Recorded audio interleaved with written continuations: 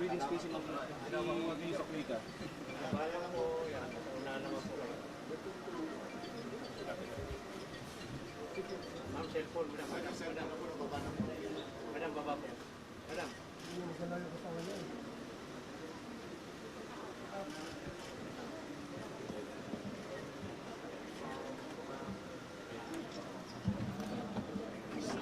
Atras po tayo. Bigyan niyo po ng breathing space si Ma'am Lika. Mga sirs, mga ma'am. Mga sirs, mga ma'am.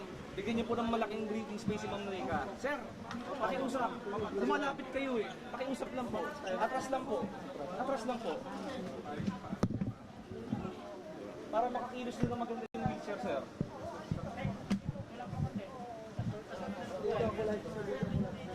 Sir, give you enough breathing space po.